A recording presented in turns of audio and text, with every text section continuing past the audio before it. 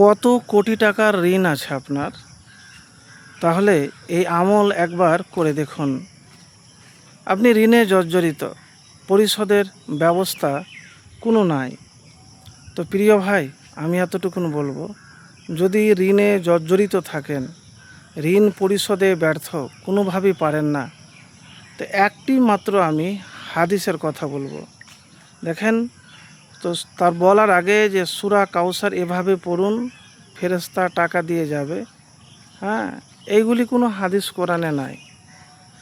হ্যাঁ, ঋণ পরিশোধের দোয়া আছে। ঋণ পরিশোধের দোয়ার কথা আপনাকে বলবো। একবার নবীজি সাল্লাল্লাহু আলাইহি সাল্লাম মসজিদে নববীতে একজনকে দেখলেন, তার নাম হলো আবু উমামা। নবীজি সাল্লাল্লাহু আলাইহি সাল্লাম তাকে দেখে বললেন, কী ব্যাপার, এখন তো নামাজের সময় নয়, তুমি এই সময়তে কী করছো? তখন তিনি বললেন যে আমি দুশ্চিন্তা আমাকে ঘিরে ধরেছে আর ঋণ পরিশোধে ব্যর্থ।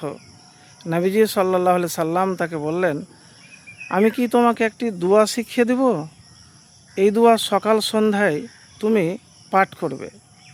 হ্যাঁ, তো নবীজি সাল্লাল্লাহু আলাইহি সাল্লামের সেই শিখানো দোয়াটি আমি আপনাদেরকে বলবো যে কি সেই শিখানো দোয়া। তো এই দোয়া পাঠ করার আগে অবশ্যই কিন্তু একবার দুরূদ শরীফ পাঠ করে নেবেন। দুরূদ শরীফ পাঠ করে নেবেন।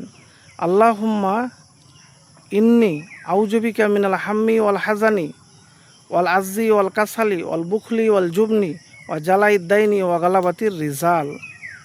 আবু উমামা রাজিয়াল্লাহু তাআলা আনহু বলেন, দোয়াটি পড়ার ফলে চিন্তামুক্ত হয় এবং ঋণ আদায়ে সক্ষম হয়।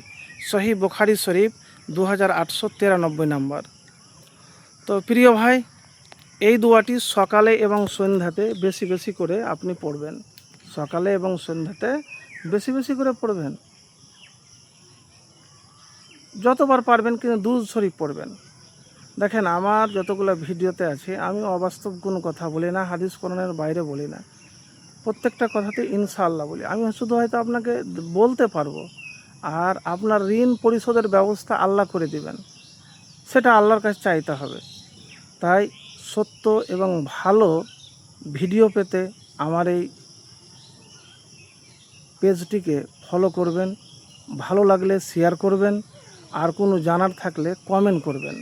তো প্রিয় ভাই, খুব কষ্ট করে ভিডিও বানাই, একটু সাপোর্ট করবেন। আর যারা খুব দুশ্চিন্তাতে আছেন, কিসের টেনশন করছেন ভাই, আল্লাহর কাছে চেয়ে দেখুন, আল্লাহর হয়ে যান, আল্লাহ আপনার হয়ে যাবে।